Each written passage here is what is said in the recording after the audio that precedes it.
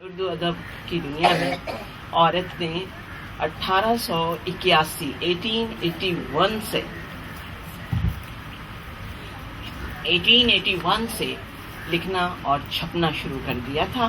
یہ الگ بات ہے کہ والدہ کے نام سے لکھتی تھیں، کہ والدہ بیرسٹر اقبال وغیرہ وغیرہ. بعد میں ان کا جو دوسرا ایڈیشن چھپا تو پھر وہ اصلاح النساء ناول جو تھا 1894 میں جب دوبارہ چھپا تو اس میں آیا کہ یہ رشیدۃ النساء کا لکھا ہوا ناول ہے. اچھا خیر صاحب، ویسے تو یہ 130-120 برس پہلے کی بات ہے، لیکن اس ناول میں جو مسائل اٹھائے ہیں رشیدۃ النساء صاحبہ نے، اس میں ایکول اپرچونٹی اور ایکویلٹی اور عورتوں کی ملازمتیں، ان جیسے مسائل پر، ملازمتیں نہیں بلکہ عورتوں کی ذاتی آمدنی کے بارے میں جو بات کی ہے وہ ہمیں حیران کرتی ہے. اس کے بعد صاحب ان عورتوں نے جس تیزی سے لکھنا شروع کیا اور مختلف موضوعات پر لکھا اور اپنا میدان وسیع کیا، اس کو اگر ہم سامنے رکھتے ہیں تو حیرت ہوتی ہے. ابتدائی دور میں نظر سجاد حیدر اور اکبری بیگم اصلاحی ناول اور پاک محبت کے قصے لکھ رہی تھی. درمیان میں قدر ذکر سیاسی اور قومی معاملات کا بھی آ جاتا تھا. سودیشی تحریک اور نان کوآپریشن موومنٹ کی جھلک بھی دکھائی دے جاتی تھی.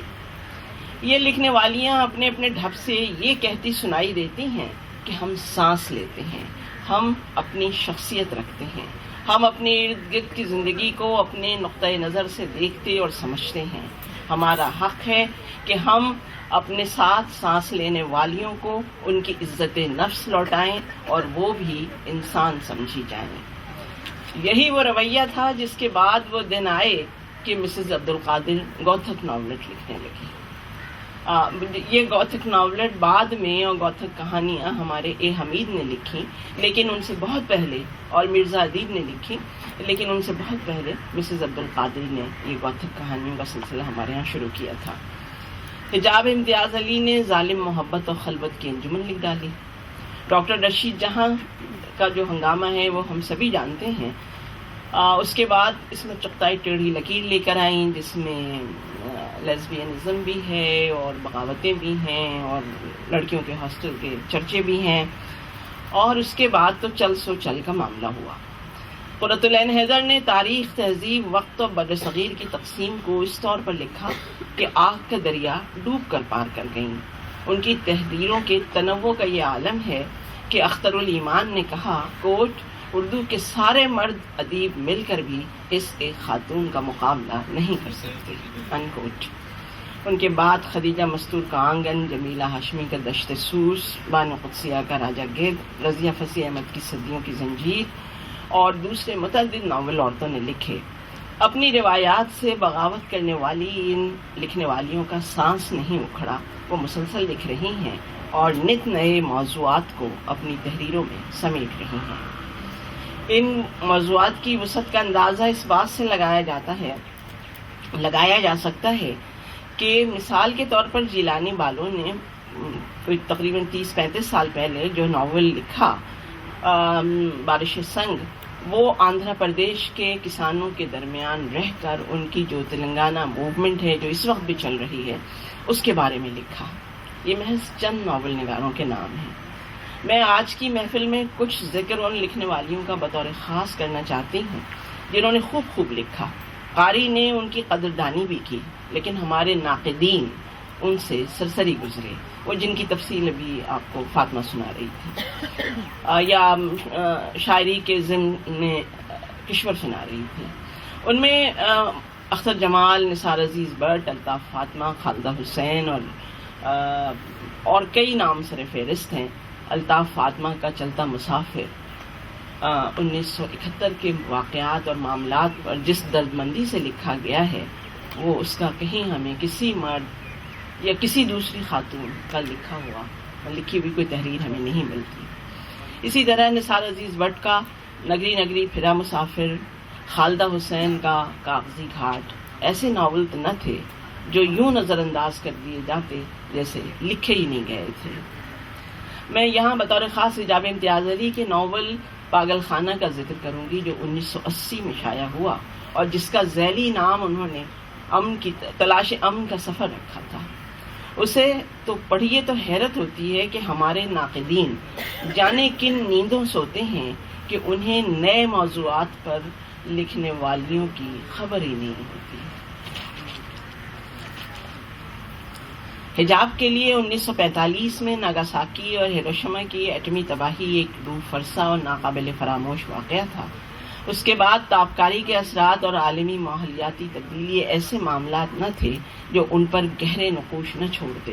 یہی وہ معاملات تھے جو ان کو تخلیقی طور پر انگیز کرتے رہے، اور انہوں نے تقریباً 40 برس کے بعد 70 کی دہائی کے آخری دنوں میں پاگل خانہ لکھا۔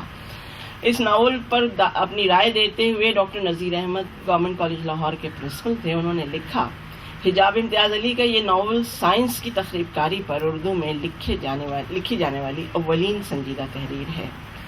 اور خود حجاب نے لکھا کہ میں نے اس کتاب کا نام پاگل خانہ سوچ سمجھ کر رکھا ہے، اور اس میں جو کچھ لکھا وہ محض میری ذہنی اختراع یا شاعرانہ تصورات کا نتیجہ نہیں ہے، بلکہ میری اور آپ کی بدقسمتی سے ٹھوس اور عبرتناک حقائق کے نچوڑ کا نتیجہ ہے۔ اس ناول میں ڈاکٹر گار نقل مکانی اور ترک وطن کا مسئلہ بھی چھیڑتا ہے۔ وہ کہتا ہے کہ لوگ اپنے اپنے ملکوں اور شہروں کے خونی حالات اور اقتصادی کساد بازاری سے گھبرا کر دوسرے شہروں یا ملکوں میں پناہ لینے کی کوشش کر رہے ہیں تاکہ امن اور سکون میسر آئے، لیکن ہر جگہ امن معدوم اور سکون کی جگہ صرف انتشار ہے۔ حجاب کے اس ناول میں کبھی انارکزم پہ بحث کی گئی ہے، کبھی اس نوجوان کا قصہ بیان ہوتا ہے جو اپنے گھر سے گھر کی تلاش میں نکلا ہے اور جسے اپنا گھر نہیں ملتا۔ وہ فرائڈ کا حوالہ دیتی ہیں جو کہتا ہے کہ آدمی اپنا دشمن آپ ہے۔ کبھی ان کے کردار نیوٹرون بم کا شکار ہونے والے شہر سے گزرتے ہیں جہاں رہنے والے تمام افراد ختم ہو چکے ہیں۔ گلیوں بازاروں میں ہر طرف لاشیں بکھری ہوئی ہیں، لیکن دکانیں مکان سب کچھ سلامت ہیں۔ اگر ہم سرسری طور پر گزشتہ 30-40 برس کا جائزہ لیں تو یہ محسوس ہوتا ہے کہ عورتوں کے لکھے ہوئے ناول، افسانے، ناولٹ رومان اور ذاتی معاملات سے نکل کر سیاسی، آفاقی اور بعض حالات میں زبان و مکا کی حدود و قیود سے آگے نکل گئے ہیں۔ یہاں میں ایک عالم آشوب اور ایک ناول کا بطور خاص ذکر کروں گی جو ہمارے ساتھ کے ملک ایران کے معاملات پر ایک گہری نظر سے لکھے گئے۔ قرۃ العین حیدر نے انقلاب ایران کے صرف 2 برس بعد قید خانے میں تلاطم ہے کہ ہند آتی ہے تحریر کیا۔ وہ باوجود اس طرح نظر انداز کیا گیا کہ جیسے وہ انہوں نے لکھا ہی نہیں تھا۔ اسی طرح ناصرہ شرما کا ناول دشت وجود بھی انقلاب ایران پر لکھا گیا۔ ناصرہ شرما ہندوستان میں رہتی ہیں، شیعہ ہیں، اور ان کی جتنی کہانیاں ہیں، ان کا یہ جو ناول ہے اس میں انہوں نے انقلاب ایران کو جس طرح ڈائسیکٹ کیا ہے، اس کے بارے میں جس ہمت سے لکھا ہے، وہ تو آج تک ہمارے مردوں کو یہاں یا ہندوستان میں نہیں ہوئی ہمت کہ وہ لکھتے، اور اسی لیے ناصرہ کا یہ ناول بالکل نظر انداز کر دیا گیا، اور پچھلے برس یہ محض اتفاق سے میرے ہاتھ لگ گیا، جو کہ یہ ناول صرف 1 برس پہلے بھی چھپا تھا، 2010 میں چھپا تھا یہ۔ ان دنوں تاریخی اور سیاسی پس منظر میں ہمارے یہاں خواتین کی بعض بہت اچھی تحریریں سامنے آئی ہیں۔ یہ تمام تحریریں صفحے اول کی نہ صحیح صفحے دوم میں یقیناً آتی ہیں۔ ان میں سیاسی معاملات کے حوالے سے ان لکھنے والیوں کی ژرف نگاہی کا اندازہ ہوتا ہے۔ سلمیٰ عوان کی عراق، سوویت یونین اور فلسطین کے بارے میں کہانیاں، ناہید سلطانہ اختر کا ناول دشت خواب کے مسافر، بشریٰ اعجاز کی طویل کہانی جو انہوں نے 1947 کے بعد کی دلی میں زندگی بسر کرنے والی 2 مسلمان خواتین کے بارے میں لکھی۔ اسی طرح 9/11 کے بارے میں نیلم احمد بشیر نے ستمگر ستمبر لکھ کر ہمارے یہاں کے ان بہت سے لوگوں کو ناراض کیا جو 9/11 کو القاعدہ کا عظیم کارنامہ سمجھتے ہیں۔ لکھنے والیوں کی ایک طویل فہرست ہے جنہوں نے گزشتہ کچھ برسوں میں 30 برس 50 برس میں اپنی پہچان بنائی ہے۔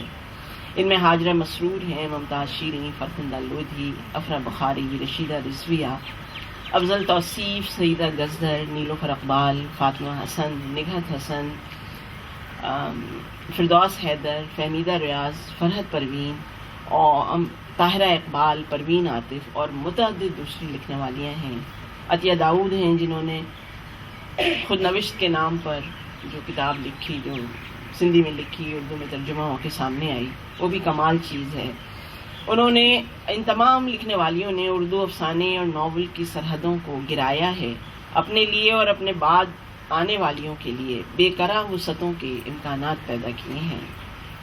گزشتہ 15-20 برس سے پاکستان کی پڑھی لکھی عورتوں کو جس طرح چار دیواری میں دھکیلا جا رہا ہے، اس کے بارے میں ایک اعلیٰ کہانی خالدہ حسین نے آج دادی چھٹی پر ہیں کے عنوان سے لکھی ہے.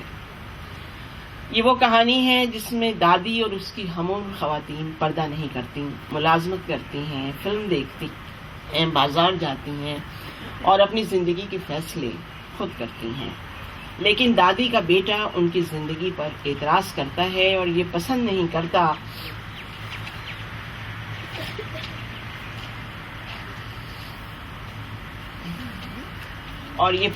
کرتا کہ اس کی بیٹی اپنی دادی یعنی اس کی ماں کے ساتھ وقت گزارے. وہ سمجھتا ہے کہ اس کی ماں اس کی بیٹی کے خیالات کو خراب کر دے گی. دادی پردہ نہیں کرتی لیکن پوتی حجاب لیتی ہے، اور پوتی بمشکل شاید 9-10 برس کی ہے. یہ کہانی اس حوالے سے نہایت اہم ہے کہ یہ کہانی خالدہ نے 2010 میں لکھی، اور اس سے 1 صدی پہلے نظر سجاد حیدر، اکبری بیگم اور دوسری لکھنے والیاں اس بات پر اصرار کر رہی تھیں کہ عورتوں کو پردہ ترک کرنا چاہیے، تعلیم حاصل کرنی چاہیے اور اپنی معاشی آزادی پر کوئی سمجھوتا نہیں کرنا چاہیے. اب یہ ہمارے سوچنے کی بات ہے کہ آخر یہ سب کچھ کیوں ہوا، بات کہاں جانے والی ہے، اور ہم اپنی کھوئی ہوئی زمین کیسے واپس لیں گے اور کیا اس کے حوالے سے حکمت عملی طے کریں گے. شکریہ.